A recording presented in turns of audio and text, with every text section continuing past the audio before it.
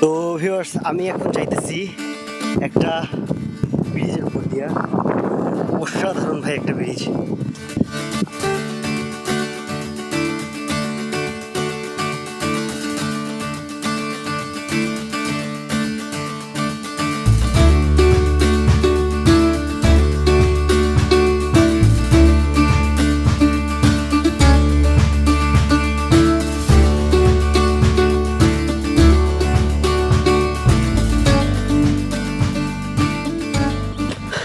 আসসালামু আলাইকুম ভিউয়ার্স, নতুন আরো একটা দিনে স্বাগতম। কালকের রাতে ভাই এত বৃষ্টি হয়েছিল, ভাগ্য ভালো যে আমি ওইখানে টেন্ট লাগাই থাকি নাই, তাইলে অবস্থা আমার খারাপ হয়ে যেত। ভাই বলছে যে আইসা ইসে থেকে যাও, আজকে রাতে বেলা বৃষ্টি হইতে পারে।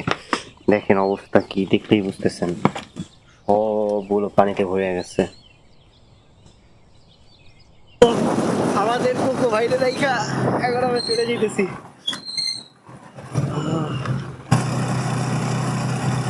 এইটা সম্ভবত গ্রামের গুদাম। আমাদের ওখানে তো বিভিন্ন জায়গায় থাকে গোলাম এলাকায় দেখতে বাংলাদেশে শুধুমাত্র গাড়ির নাম্বার প্লেট গুলো দেখলে বুঝতে পেরে গিয়ে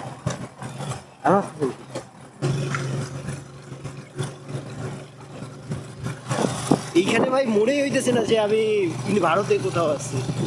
এই জায়গাটা স্যার আমি মনে হয় আমার কোথাও পাই নাই যে বাংলাদেশের মধ্যে এতটা ক্লোজ বাংলাদেশে। একটু পরপর নদী, ব্রিজ। এইখানে আপনার বাংলাদেশের বাঙালি লোক, বাঙালিরা থাকে। এই যে বিল্ডিং গুলো, এরকম বিল্ডিং পাবেন এখানে।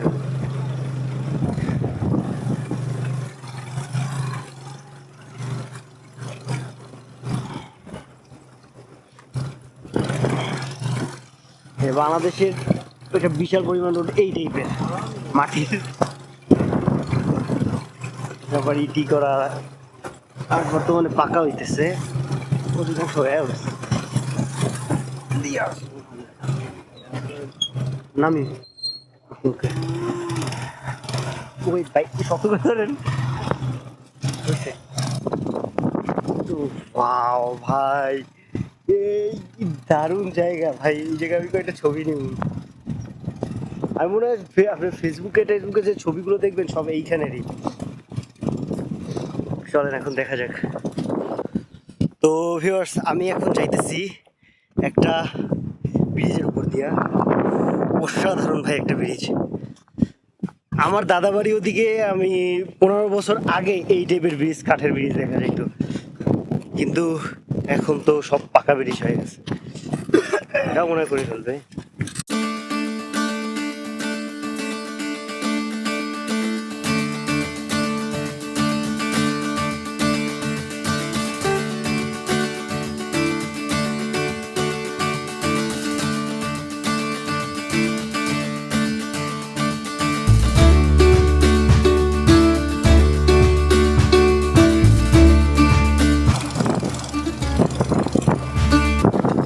বিল্ডিং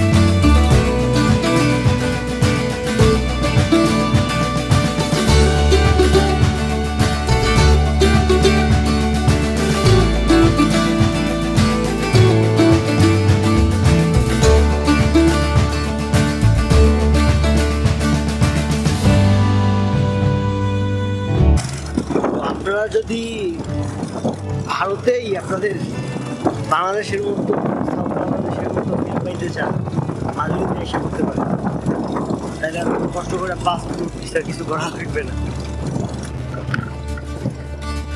তো পারে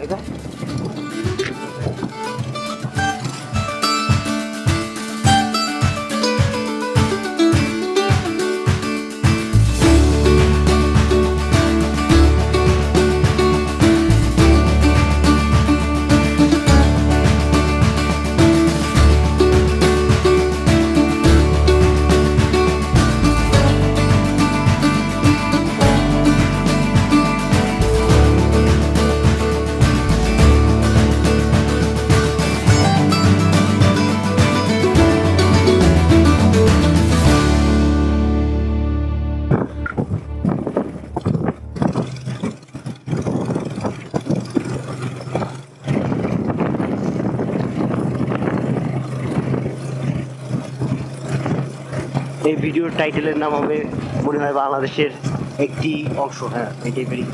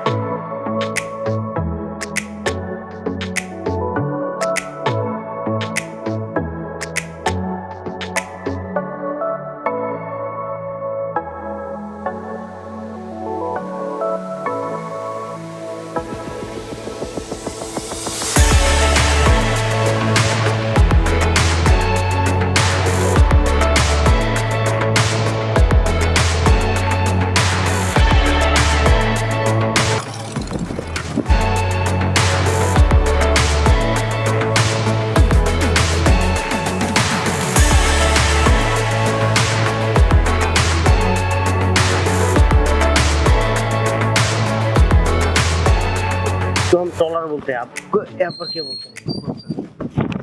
वाह, पाव जैसे ऊपर दिया।